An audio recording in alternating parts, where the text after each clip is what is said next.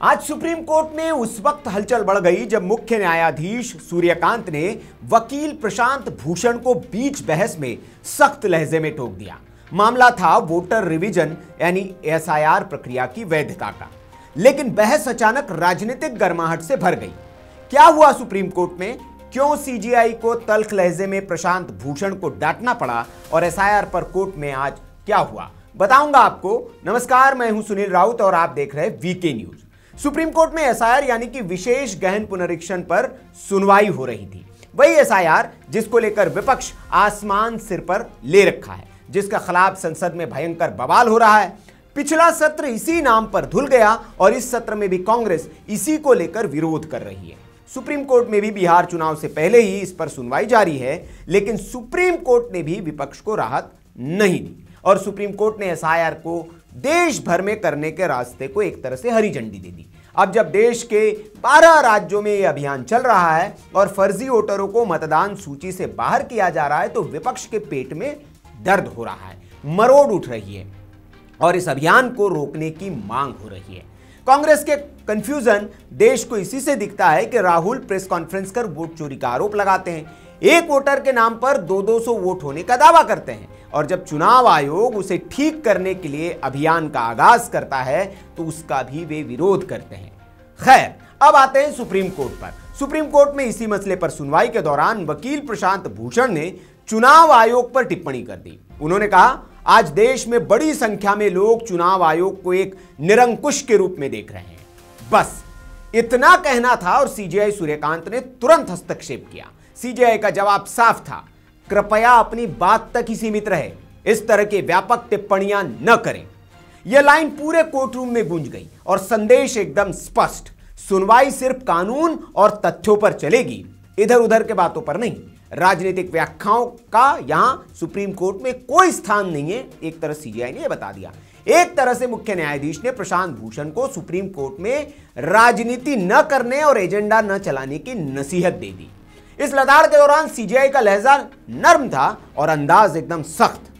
अब बात एसआईआर विवाद की। बिहार समेत कई राज्यों में मतदाता सूची के बड़े पैमाने पर पुनरीक्षण को लेकर याचिकाओं में आरोप है कि चुनाव आयोग इस प्रक्रिया को तत्काल, व्यापक और अपारदर्शी तरीके से चला रहा है।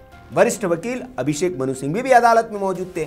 उन्होंने कहा, जून से पहले एक्स डॉक्यूमेंट सिस्टम था, अब वाई लागू कर दिया गया है, कल जेड भी आ सकता है। लोग कैसे तालमेल बैठाएंगे? जस्टिस जयमाला बागची ने उनसे पूछ लिया, फिर क्या एसआईआर केवल नियम 25 में बताए कारणों तक सीमित हो या आयोग को विवेक का अधिकार भी रहे?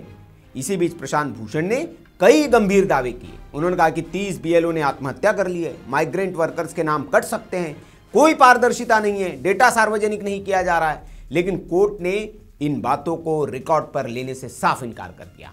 सीजेआई ने दोहराया, हम सिर्फ वही सुनेंगे जो याचिकाओं में दर्ज है। यानी कोर्ट ने संकेत दे दिया कि बहस सीमाओं में रहेगी और यह सुनवाई सिर्फ भावनाओं या आरोपों पर नहीं चल सकती, कानून पर टिकी होगी। तो आखिर एसआईआर इतना बड़ा मुद्दा है क्यों? क्योंकि इसका सीधा असर मतदाता सूची पर पड़ता है और चुनावी साल के आसपास मतदाताओं के नाम जोड़ना या हटाना किसी भी दल के लिए राजनीतिक रूप से संवेदनशील माना जाता है। इसलिए इसे सिर्फ तकनीकी नहीं, लोकतांत्रिक भरोसे से जुड़ा हुआ मामला कहा जा रहा है। और इसीलिए चुनाव आयोग ने हर राजनीतिक दल को एक बीएलए यानी कि जो एजेंट होता है, आपका चुनावी एजेंट जिसको बीएलओ ऑफिसर होता है, बीएलए जो होता है, उसको भी साथ में चुनाव आयोग के अधिकारियों के साथ में लगाया है, ताकि उनको अगर लगता है कि बीएलओ कुछ वोट काट रहा है तो वो उनकी मदद करे, उनको निर्देशित करे कि ये नाम कानून के दायरे में रहकर इसे जोड़िए आप। इसीलिए बीएलए भी उनके साथ जा सकते हैं। अब राजनीतिक दल इस सुविधा के बावजूद चुनाव आयोग का साथ देने और चुनावी जो मतदाता सूची है उसके शुद्धिकरण में मदद करने के बजाय सिर्फ राजनीति क्यों कर रही है, यह बड़ा सवाल है। अब आज की सुनवाई पूरी हो गई है। अब अगली तारीख 4 दिसंबर तय हुई है, मतलब ये कल सुनवाई इस पर हुई थी और अब कल 4 दिसंबर आने वाले कल में इस पर सुनवाई 4 दिसंबर को होगी।